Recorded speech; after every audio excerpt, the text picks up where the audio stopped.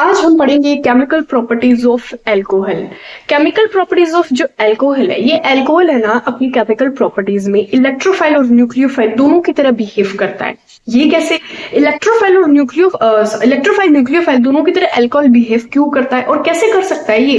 क्योंकि हमने halogen chapter में देखा था, हैलोएल्केन चैप्टर में देखा था, वहां पे न्यूक्लियोफाइल के थ्रू रिएक्शन हो रही थी, strong nucleophile, weak nucleophile, SN1 SN2 mechanism वही चल रहा था। बट अभी हम यहाँ देख रहे हैं तो अभी दोनों चीजें चाहिए, आई मीन इलेक्ट्रोफाइल और न्यूक्लियोफाइल। ये कैसे? तो सबसे पहले मैं इसका मतलब बता देती हूँ इलेक्ट्रोफाइल न्यूक्लियोफाइल का।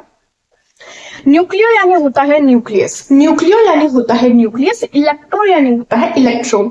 ठीक है, न्यूक्लियो यानी न्यूक्लियस, इलेक्ट्रॉन यानी इलेक्ट्रॉन, और फाइल यानी होता है लविंग स्पीसीज। लविंग स्पीसीज एक आता है वर्ड फोबिक। फोबिक यानी होता है डर, फोबिया जैसे अपन वर्ड यूज करते हैं ना, उसको मतलब उसको फोबिया है इस चीज का। वैसे फोबिक क्या होता है? डर होता है। फिलिक यानी लविंग स्पीसीज।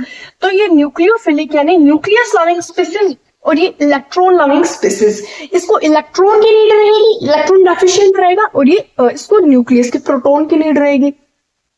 सो अब अगर हम देखें electron alcohol behave as electrophile and nucleophile दोनों की तरह बिहेव क्यों करता है? पहली बात तो ये इस तरह बिहेव करता है क्योंकि ये जो OH ग्रुप है ना, जब O पे क्या होता है? लॉन पेयर ऑफ इलेक्ट्रॉन रहते हैं। O पे लॉन पेयर ऑफ इलेक्ट्रॉन रहते हैं।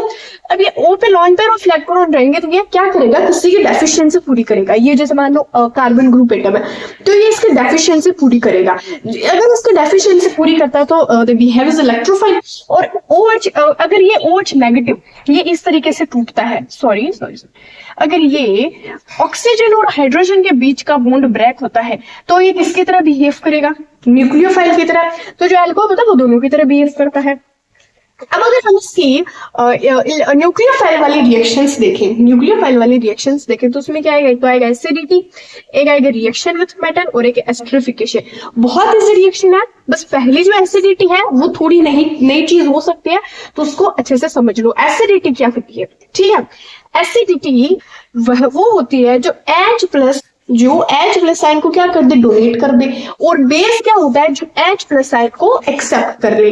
तो एसिड वो होगा जो H+ आयन को क्या कर देगा? डोनेट कर देगा। ठीक है, तो अब ये एसिड जो एसिड है ये H+ आयन डोनेट किया कैसे? जैसे अगर मैंने जो कार्बन ग्रुप एटम है OH अल्कोहल ग्रुप है, तो अगर मैं इसमें H को क्या कर दूं? डोनेट कर दूं। डोनेट करो तो अभी तो एसिडिटी होगी, मैंने H को क्या किया? डोनेट किया। H को डोनेट किया तो ये H चला गया और O पे क्या आ जाएगा? नेगेटिव साइन आ जाएगा। क्यों आ जाएगा? क्योंकि H चला गया तो O की इलेक्ट्रोनेगेटिविटी ज्यादा रहती है तो इस पे नेगेटिव चार्ज आएगा। तो ये RO और ये जो H2 गैस है ये क्या होगी? लिबरेट होगी। क्या होगी? लिबरेट होगी। ठीक है, तो इस तरीके से ये जो H+ साइन है वो क्या होगा? वो क्या आगे लिबरेट हो गया। अब इस एसिडिटी में इधर मैंने कुछ लिखा है कि acidity is directly proportional to stability of fire and is directly proportional to -I and directly proportional to -M और inversely proportional to +I + M effect. ये क्या लिख दिया? +I + M। ये क्या होता है? देखो ये जो +M इसको बोलते हैं मेसोमेरिक इफेक्ट और I को बोलते हैं इंडक्टिव इफेक्ट। ये क्या है? इंडक्टिव इफेक्ट और ये मेसोमेरिक इफेक्ट। ये आपने 11th क्लास में पढ़ा होगा। 11th क्लास में ये चीजें आती है, बट जिन बच्चों ने नहीं पढ़ा तो उनका एक बार हम रिवीजन करा देते हैं। -I क्या होता है? जो इलेक्ट्रॉन को डोनेट एक्सेप्ट करता है। -I इफेक्ट क्या होता है? यानी जो माइनस इंडक्टिव इफेक्ट क्या होगा? जो इलेक्ट्रॉन को अपनी तरफ अट्रैक्ट करेगा। इलेक्ट्रॉन को अपनी तरफ अट्रैक्ट कर रहे हैं, उसके पास इलेक्ट्रॉन आ रहे हैं, कौन सा चार्ज बड़ा? नेगेटिव। तो कौन सा चार्ज हो जाएगा? माइनस हो जाएगा। वही M होता है मेसोमेरिक इफेक्ट। और +I इफेक्ट क्या होता है? जो इलेक्ट्रॉन को डोनेट करता है, यानी उसने इलेक्ट्रॉन को डोनेट कर दिया तो उसमें कौन सा चार्ज आ जाएगा? नेगेटिव गया तो पॉजिटिव चार्ज आएगा, इसीलिए तो पॉजिटिव। तो ये पहचान कर लो कैसे? माइनस कौन सा होगा? जो इलेक्ट्रॉन को अट्रैक्ट करेगा, प्लस कौन सा होगा? जो इलेक्ट्रॉन को डोनेट करेगा। अब acidity is directly proportional to stability of fire. इसका क्या मतलब हुआ? यानी जितना ज्यादा जो हमारा एनाइन क्या होगा? नेगेटिव जितना ज्यादा हमारा एनाइन स्टेबल होगा, जैसे मान लो एनाइन बहुत ज्यादा स्टेबल है तो एसिडिटी बढ़ जाएगी। क्यों बढ़ जाएगी?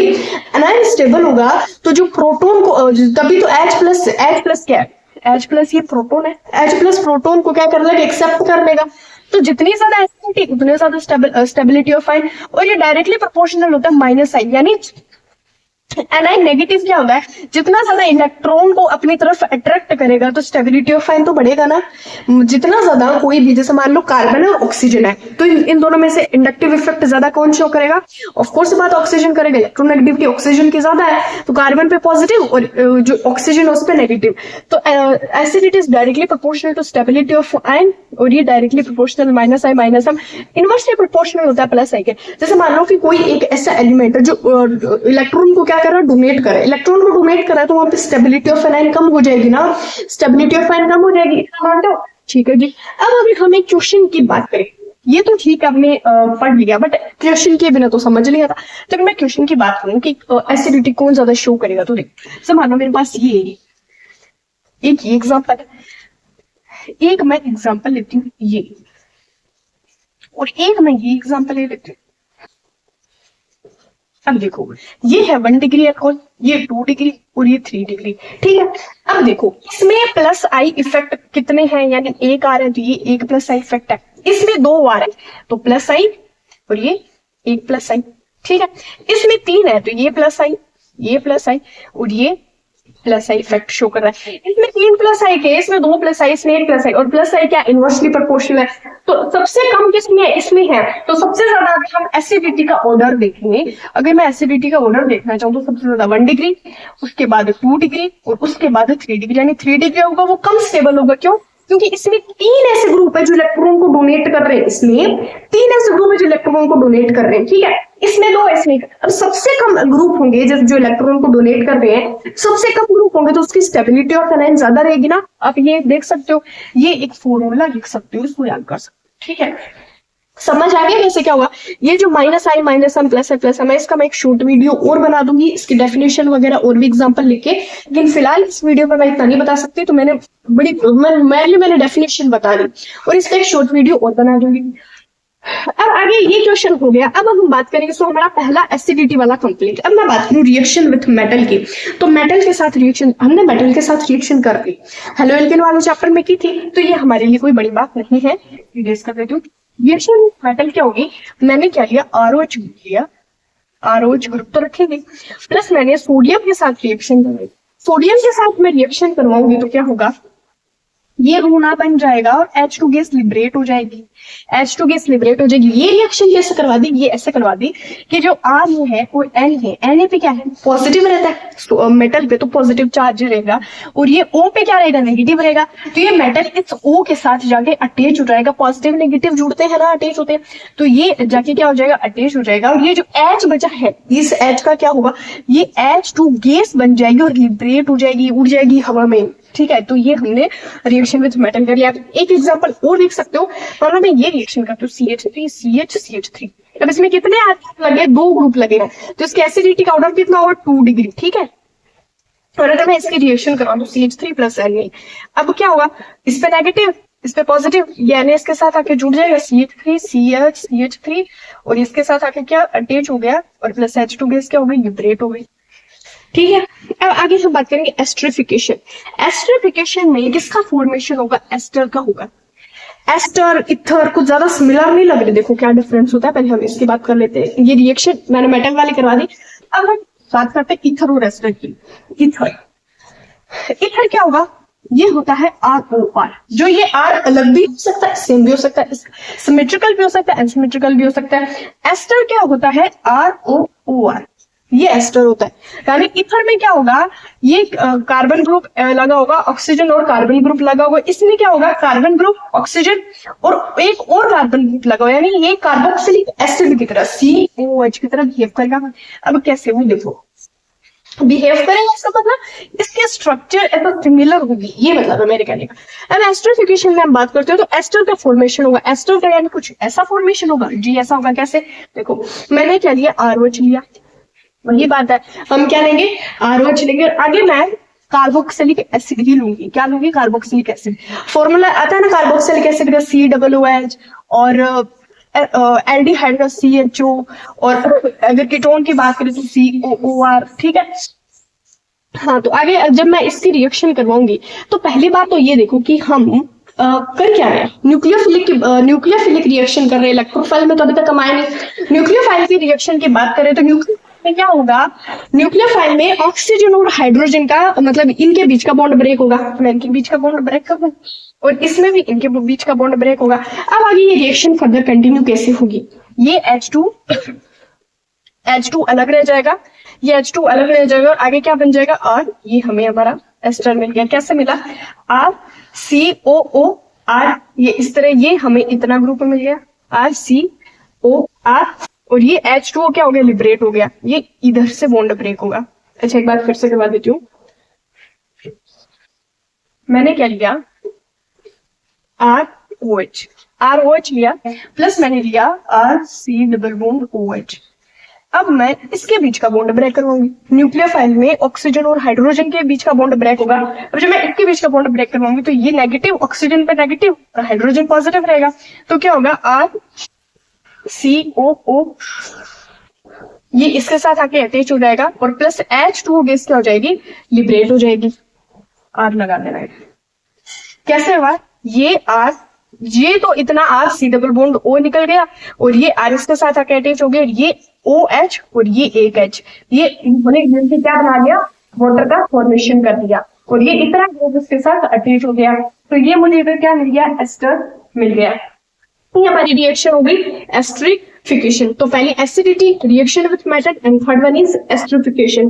अब हम बात करेंगे इलेक्ट्रोफाइल। इलेक्ट्रोफाइल में ना वही रिएक्शन है, वही कौन सी जो हमने हेलो एल्कीन में की थी ना, reaction with PCl5, reaction with PCl3, phosphorus pentatrichloride, phosphorus hexatrichloride, ये सब जो रिएक्शन की थी वही सेम रिएक्शन है। डार्जेंस प्रोसेस किया था, थाइनाइल क्लोराइड, कौन सा, SOCl2, वो सारी रिएक्शन होगी। तो अब जो हम ये इलेक्ट्रोफाइल में पढ़ेंगे ना, वो सारी हमने पढ़ रखी है, रियली सारी पढ़ रखी है, बिल्कुल हार्ड नहीं लगेगी।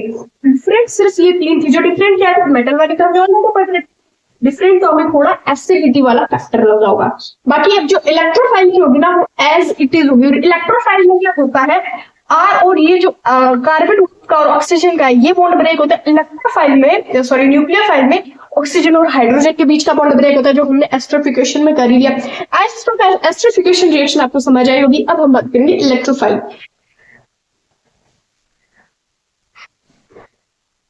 सो अब बात करेंगे alcohol behave as electrophile. Nucleophile तो वाली कर ली। न्यूक्लियोफाइल में क्या हो रहा था, ऑक्सीजन और हाइड्रोजन के बीच बॉन्ड ब्रेक हो रहा था, और अब इधर क्या होगा, CH ग्रुप यानी कार्बन एटम ग्रुप R और OH के बीच का बॉन्ड ब्रेक होगा। तो देखो अब हमारी पहली रिएक्शन है डिहाइड्रेशन। डिहाइड्रेशन से क्या समझ आ रहा है, यानी वाटर का रिमूवल होगा, ठीक है। इसमें देखो क्या होगा, CH3CH2OH कंसंट्रेटेड H2SO4 की बीच में रिएक्शन करवाएंगे। देखो पहली बात तो ये एक एलिमिनेशन टाइप रिएक्शन होगी, एलिमिनेशन रिएक्शन। अब जिस बच्चे ने हेलो एरिन वाला चैप्टर पढ़ रखा है तो उसको पता होगा, हमने एक रिएक्शन की थी डिहाइड्रो हेलोजिनेशन एलिमिनेशन रिएक्शन। उसमें क्या हो रहा था, जो हेलोजन है उसका रिमूवल हो रहा था और अल्फा और जो बीटा के बीच में जो ग्रुप है उसमें इलेक्ट्रॉन की शेयरिंग हो रही थी और डबली बॉन्डेड फॉर्मेशन हो रहा था। ये क्या बोल दिया, अब जिसको dehydro halogenation elimination type reaction ये पता है, बीटा एलिमिनेशन रिएक्शन, उसको तो समझ आ गया होगा। देखो इसमें क्या होगा, ये जो OH है इस ग्रुप को हमें क्या करना है, रिमूव करना है। तो जो OH जिस कार्बन से अटैच है उसको हम बोलेंगे अल्फा, ये हो जाएगा बीटा, ठीक है। अब अल्फा और बीटा, तो इनके बीच में क्या होगा, बॉन्ड ब्रेक होगा। ऐसे तो बॉन्ड ब्रेक होगा, ये देखो R और OH के बीच का बॉन्ड ब्रेक होगा। अब ये जब OH जाएगा, OH रिएक्शन छोड़ के चला जाएगा, तब क्या होगा, रिएक्शन छोड़ के अलविदा हो गया, तब ये अपने लोन पेयर ऑफ इलेक्ट्रॉन है इसको देके जाएगा, लोन पेयर ऑफ इलेक्ट्रॉन इनको देके जाएगा, तो इनके बीच में डबल बॉन्ड का फॉर्मेशन हो जाएगा, CH2 double bond, CH2 symmetrical formation हो गया। और जो ये एक हाइड्रोजन है इसके साथ इसने मिलकर क्या बना लिया, वाटर बना लिया। फिर से देखो, जो ऑक्सीजन जिस कार्बन ग्रुप से अटैच होता है वो तो अल्फा बीटा। अब ये जो ऑक्सीजन OH ग्रुप है ये जब रिएक्शन छोड़ के जाएगा तो अपने इलेक्ट्रॉन पेयर इधर लेके जाएगा, इसमें CH2 डबल इनमें अल्फा बीटा के बीच में डबल बॉन्ड का फॉर्मेशन हो जाएगा, CH2 double bond CH2 plus H2O, ठीक है।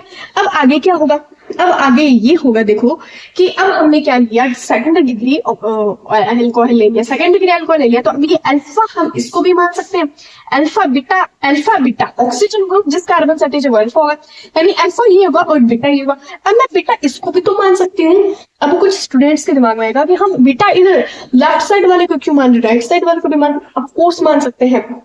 जब मैं इसको मानूंगी तब क्या होगा, मान लो मैंने अल्फा इसको अल्फा तो ये होगा, बीटा मैंने इसको कंसिडर किया, मैं इसको भी कंसिडर कर लेती हूँ। अब क्या होगा, अब CH2 डबल बॉन्ड CH2 और CH2 ये तो एज इट इज रह जाएगा, यानी जो डबल बॉन्ड था इनके बीच में फॉर्मेशन हो गया। एक तो मैंने रिएक्शन कर ली ये, और अगर मैं बीटा इसको मानू, अगर मैं इसको बीटा मानू तो डबल बॉन्ड का फॉर्मेशन इनके बीच में हो जाएगा, तो डबल बॉन्ड का फॉर्मेशन इन दोनों के बीच में होगा। अब एक होगा माइनर और एक होगा मेजर। माइनर मेजर कौन सा होगा, आप लोगों के हिसाब से कौन सा माइनर हो सकता है, कौन सा मेजर हो सकता है, ये होगा हमारा माइनर और ये होगा मेजर। मेजर 80% और माइनर 20%। ठीक है, अब आगे हम बात करेंगे रिएक्शन विद, अब एक माइनर मेजर का क्या मतलब, यानी अल्फा ये बीटा इसको भी मान सकते हैं, इसको भी मान सकते हैं, लेकिन जो मेजर प्रोडक्ट बनेगा, यानी सबसे ज्यादा प्रोडक्ट कौन सा बनता है वही हमारा रियल प्रोडक्ट होगा। लेकिन बीटा को मैं इस साइड वाले को मान लूं तो वो भी तो बनने को तो वो भी बन सकता है, इसलिए हमने एक को माइनर कर दिया। अब एक रिएक्शन विद PCl5 जो हम पहले पढ़ के आ चुके, RH plus PCl5 RCl HCl POCl3, इस तरीके से बॉन्ड ब्रेकेज करके देख लेना। Fourth reaction with halogen, halogen के साथ रिएक्शन करूंगी, फ्लोरीन ब्रोमीन कुछ भी हो सकता है, इसके साथ मैंने रिएक्शन करी तो RS ये पॉजिटिव नेगेटिव ऐड कर दो, RS प्लस H2 का फॉर्मेशन। एक है डार्जेंस प्रोसेस, इसमें ये जो एसोसिएट है इसको हम फिनाइल NCERT से स्पेलिंग मैच कर लेना, फिनाइल क्लोराइड। ठीक है, SOCl2 ROH SOCl2 किसके रिएक्शन करवाएंगे, पैरिटी की प्रेजेंस में, तो RCl HCl प्लस SO2 ये हमारा डार्जेंस प्रोसेस हो जाएगा। अब ये हमारी रिएक्शन बची है ऑक्सीडेशन, वो हम नेक्स्ट पेज पे करेंगे। सो ये आप फिर से देख सकते हो, dehydration reaction with PCl5 halogen डार्जन, ये तीनों रिएक्शन तो ऑलरेडी पढ़ के आज, अब ये नई रिएक्शन तो ये थी और एक हम पढ़ेंगे ऑक्सीडेशन की। तो अब हम पढ़ेंगे ऑक्सीडेशन रिएक्शन के बारे में। ऑक्सीडेशन रिएक्शन में हम क्या पढ़ेंगे, देखो CH3CH2OH वही रिएक्शन लेंगे, CH3CH2OH। अब है ना ऑक्सीडेशन में हम यूज करेंगे कैटलिस्ट का CrO3 PY पैरिडीनियम क्लोरो, इसका भी मैं बताऊंगी, एक बार आप समझो PY और K2Cr2O7 और ये पोटेशियम डाइक्रोमेट हो जाएगा, CrO3 का यूज करेंगे, पैरिडीनियम का करेंगे, अच्छा KMnO4 का भी, ये जो रिएजेंट है कैटलिस्ट इनका हम यूज करते हैं, और मतलब जो हमारी रिएक्शन है उसको ऑक्सीडाइज के लिए, और ऑक्सीडाइज के लिए यूज करते हैं ताकि ये किस में कन्वर्ट कर दे, हमें कीटोन में या फिर एल्डिहाइड में कन्वर्ट करके दे दे, कीटोन या एल्डिहाइड में कन्वर्ट करके दे दे, समझ रहा है। अब देखो, अब मैं ये रिएक्शन करवाऊंगी CrO3 की प्रेजेंस में, तो मेरे को क्या मिलेगा, ऑक्सीडाइज हो जाएगी रिएक्शन, ऑक्सीडाइज हो जाएगी तो मेरे को एल्डिहाइड मिल जाएगा CH3CHO, और ये इसका एक H निकल कर जिसके साथ क्या बना लेगा, वाटर, ये पानी निकाल देगा, वाटर बना लेगा। अब अगर मैं इसको 2 डिग्री में बात करूं, CH3CH3OH, तब क्या बन जाएगा, 2 डिग्री में बात करने से मेरे को एल्डिहाइड मिलेगा, इन CH3 ठीक है, CH3 और डबली बॉन्डेड का फॉर्मेशन होकर H2O निकल जाएगा। आप सिर्फ ये रिएक्शन लेके आ सकते हो एग्जाम में। ऑक्सीडेशन में क्या होता है, ये तो होते हैं कैटलिस्ट, इनका नाम याद रखना, CrO3 PY K2Cr2 ये पैरिडीनियम हो जाएगा, ये पोटेशियम डाइक्रोमेट हो जाएगा, ये पोटेशियम पर मैग्नेट हो जाएगा। इन रिएजेंट का हम यूज करके ये रिएक्शन करवाएंगे तो हमें ऑक्सीडाइज हो जाएगी हमारी रिएक्शन, और एल्डिहाइड या फिर कीटोन में कन्वर्ट कर देगी। तो CH3CH2OH CrO3 ऑक्सीडाइज हमने करवा के ऑक्सीडेशन रिएक्शन कर ली। अच्छा, मेरे को भी याद आया, ये माइनर और मेजर जो प्रोडक्ट बनेगा, मेजर याद है सेटजेफ रूल से बनता है, मेजर बनेगा सेटजेफ रूल और माइनर बनेगा होफमान। हमने हेलो इंकिन में देखा था, तब भी तो जो मेजर प्रोडक्ट बन रहा था वो बन रहा था सेटजेफ रूल से, और माइनर यानी 20% बन रहा था होफमान से। ठीक है, अब हमने ऑक्सीडेशन कर ली। एक मेरे को आपको प्रोडक्ट के बारे में बताना है, पाइरिडिनियम क्लोरोक्रोमेटिक PCC। ये क्या होता है, पाइरिडिनियम पाइरिडिनियम क्लोरोक्रोमैटिक ठीक है। इसका क्या यूज होता है? पीसीसी हम इसको एज अ कैटलिस्ट यूज करते हैं। किसमें यूज करते हैं? As a catalyst. पहले मैं इसकी स्ट्रक्चर बना देती हूँ, इसकी स्ट्रक्चर कैसी होगी। अगर मैं इसकी स्ट्रक्चर बना दूं, बेंजीन बनाता है O load CrO3 load HCl। ये क्या है? पाइरिडीनियम क्लोरोक्रोमैटिक। पाइरिडीनियम क्लोरोक्रोमैटिक ये एज अ कैटलिस्ट यूज किया जाता है। क्यों यूज किया जाता है? ये ऑक्सीडाइज्ड कर देता है और रिएक्शन को कन्वर्ट कर देता है कीटोन में या फिर एल्डिहाइड में, एल्डिहाइड या कीटोन में कन्वर्ट कर देता है पीसीसी। सो यही हमारी रिएक्शन थी और आप समझ सकते हो alcohol behave as electrophile nucleophile, दोनों मैंने रिएक्शंस करवा दी। सो नेक्स्ट में हम बात करेंगे फिनोल की, उसके बाद ईथर की, उसके बाद हमारा चैप्टर कंप्लीट। उसके बाद कुछ क्वेश्चंस करेंगे। कन्वर्जन्स बहुत ज्यादा इंपॉर्टेंट होते हैं, कन्वर्जन्स भी करना है। Thank you so much.